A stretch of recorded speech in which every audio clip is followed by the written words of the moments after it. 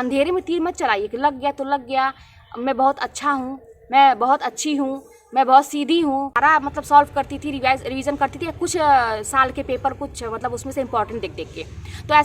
तो मैं जब गिरी थी तो मेरे पीछे की जो रीढ़ की हड्डी थी वो जो। हेलो एवरीवन, कैसे हैं आप सभी? आशा करते हो अच्छे होंगे और मन लगा के पढ़ाई कर रहे होंगे। तो जैसे मैं आप लोगों के कमेंट देखती हूँ अपने वीडियोस पे, तो सब मिला के कहा जाए तो बात एक ही निकलती है कि दीदी पारिवारिक जो समस्याएं हैं वो हमारी पढ़ाई में बाधा बन रही हैं। अब पारिवारिक समस्याएं में बहुत सारे चीज़ लोग लिखते हैं, जैसे किसी के घर में किसी की तबीयत ख़राब हो गई है, या इतना काम करना पड़ता है कि थक जाते हैं, पढ़ाई नहीं हो पाती है, या फिर शादी विवाह है या कहीं जाना है तो इसकी वजह से पढ़ाई डिस्टर्ब होती है।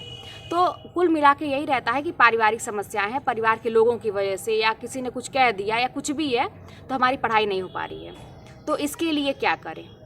तो मैं आज इसी पे आप लोगों को कुछ अपना सुझाव दूंगी, क्योंकि पारिवारिक समस्याएं तो सबके जीवन में लगा रहता है, और ऐसा नहीं है कि मेरे साथ कोई पारिवारिक समस्या नहीं है, सबके साथ लगा रहता है। इस दुनिया में कोई भी ऐसा नहीं है जिसके साथ ये नहीं है।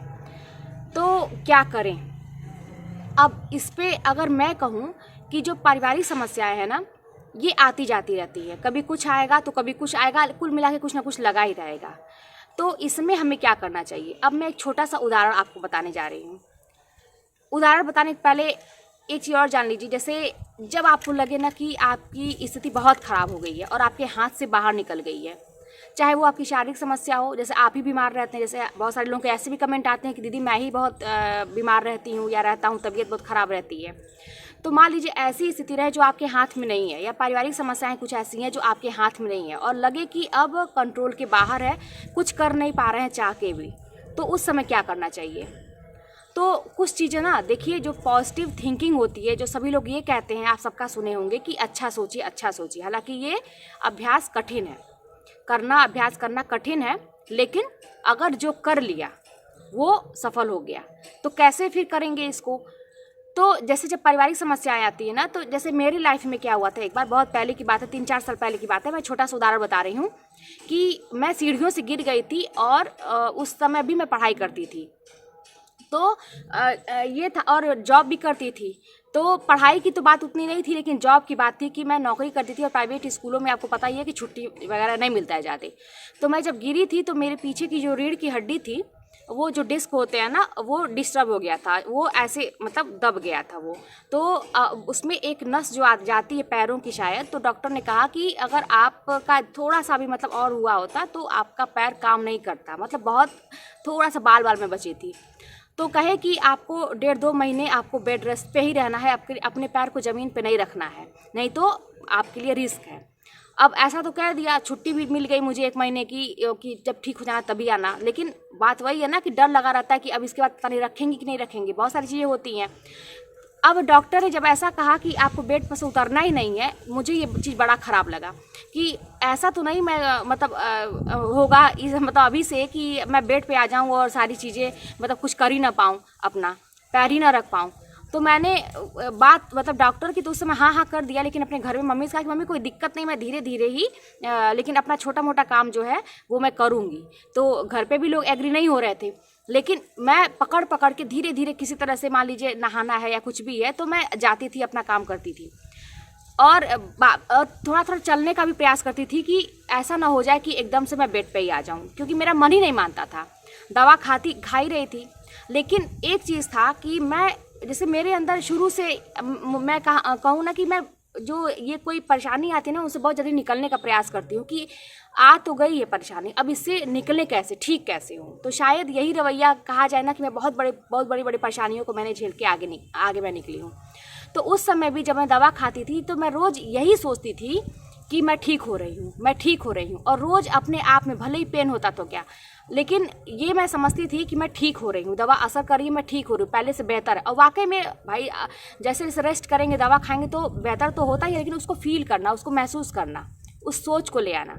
तो जैसे आपके भी परिवार में जो समस्याएं हैं जिसकी वजह से आप पढ़ नहीं पाते हैं, तो उसको सुधारने का प्रयास करिए। ये सोचिए ये समस्या तो आ गई है, लेकिन अब हम इसे ठीक कैसे करेंगे।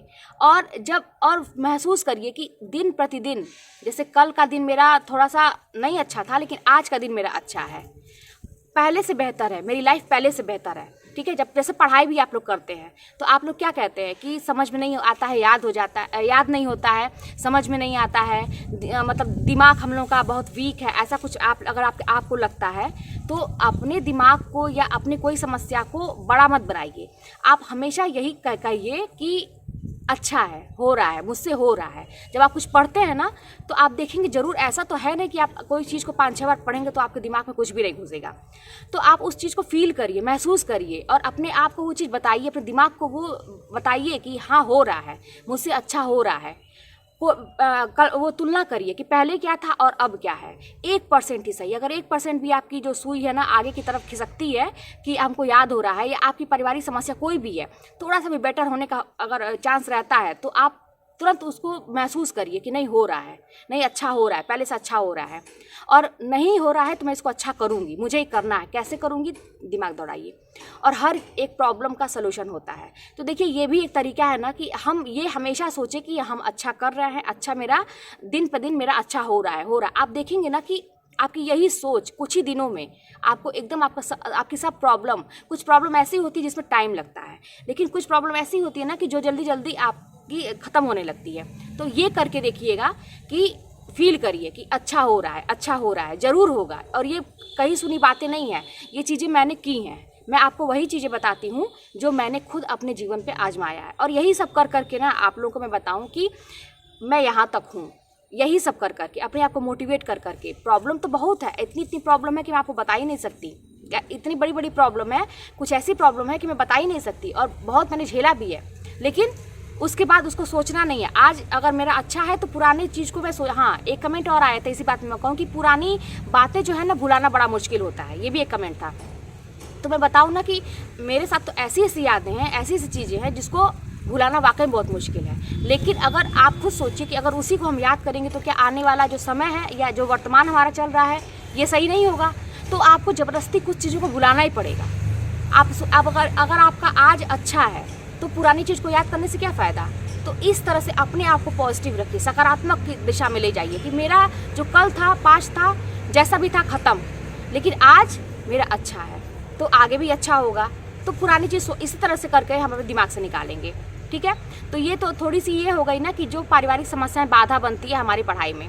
और भी बहुत सारे कमेंट थे, प्रश्न थे आप लोगों के कि जैसे एक प्रश्न था पढ़ाई संबंधित कि दीदी शिल्पी का जो प्रैक्टिस सेट है वो आप जो है पूरा सारा मतलब सॉल्व करती थी, रिवीजन करती थी, या कुछ साल के पेपर कुछ मतलब उसमें से इंपॉर्टेंट देख देख के। तो ऐसा नहीं है, मैं पूरा कहते रहे पहला पन्ना खोलती थी, अंत तक जाती थी। ऐसे यही सोचती थी कि एक दिन में कम से कम एक साल का जो है 125 प्रश्न उसको मैं एक दिन में एक कर लूँ मैं। और शिल्पी का तो पतला सा होता है, आप भी जानते हैं, उसको तो मैं अपने बैग में हमेशा रखी रहती थी मोड़ के, कि जब भी जैसे कहीं टाइम मिलता था ना तो मैं उसको खोल के देखती रहती थी। बार बार देखने से, बार बार एक ही जगह वार करेंगे ना, मैंने पहले ही बताया था, तो कभी ना कभी तो असर होगा ही, ठीक है।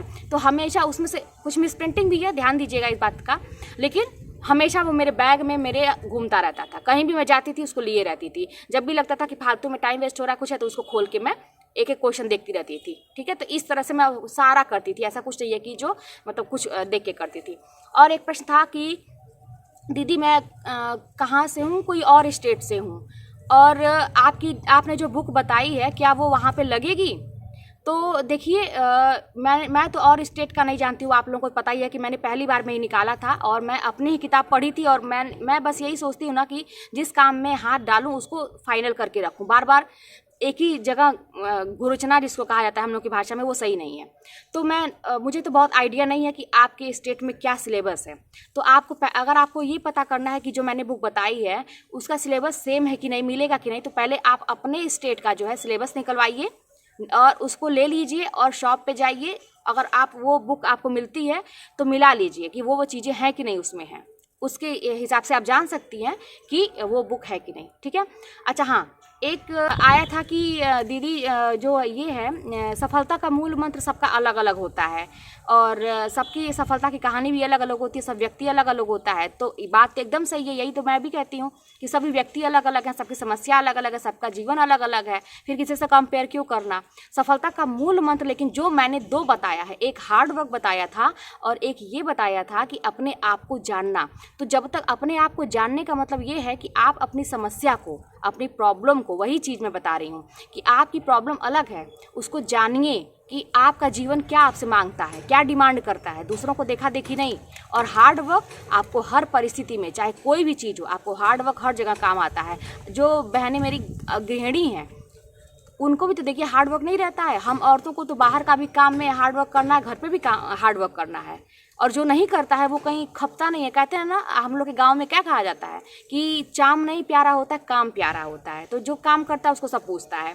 तो हार्ड वर्क तो हर जगह करना पड़ेगा, ये तो किसी भी कंडीशन में, इसमें कोई आपको कहा जाए छूट मिले या इसमें इसके बदले कुछ और हो जाए तो वो संभव नहीं है। हार्ड वर्क आपको करना ही पड़ेगा। और दूसरा जो मैंने बताया था, अपने आप को जानना, अपनी कमियों को जानिए कि अभी तक अगर मैं सफल नहीं हुई हूँ, ये भी कमेंट आया था कि दीदी मैं इतने साल से टीजीटी का पे ट्राई कर रही हूँ, सफल नहीं हो रही हूँ।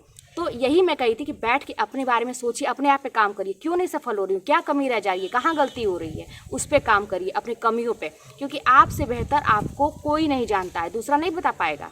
और आपकी क्या कमियां हैं, आप में क्या अच्छाइयां हैं, क्या ताकत है। देखिए मेरी कमी क्या थी, मुझे पता था, मैंने यही किया था, मैंने तब जाके मैं सफल हुई है। तो मैं भी ऐसे भटक रही थी आप लोगों की तरह कि ये कर लूँ कि वो कर लूँ, सफलता नहीं मिलती थी।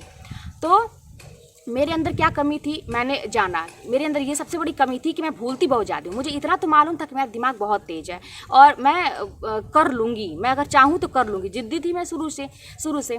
तो लेकिन ये था मेरे अंदर कमज़ोरी कि मुझे चीज़ें भूलती बहुत हैं। तो अब जब मुझे चीज़ें भूलती बहुत हैं तो बस मैंने ये सोचा कि सिलेबस में से ही पूछेगा, सिलेबस के बाहर तो कुछ नहीं पूछेगा। अब इसी को मुझे किसी भी तरह से अपने अंदर पूरा मतलब घोल के, जो कहा जाता है पी लेना, उस तरह से मैं कर लूँगी। तो कहाँ से बाहर से पूछेगा, जहाँ भी मुझे उस टॉपिक से रिलेटेड कोई चीज़ पूछेगा तो मुझे उसको ग्रहण करना है, उसको सीखना है। लेकिन सीखने में टाइम लगता था, भूलती थी चीज़ें, याद नहीं होती थी।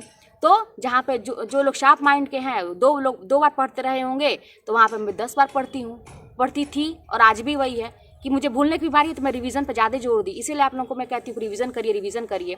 तो मैं खूब रिवीजन पे जोर दी।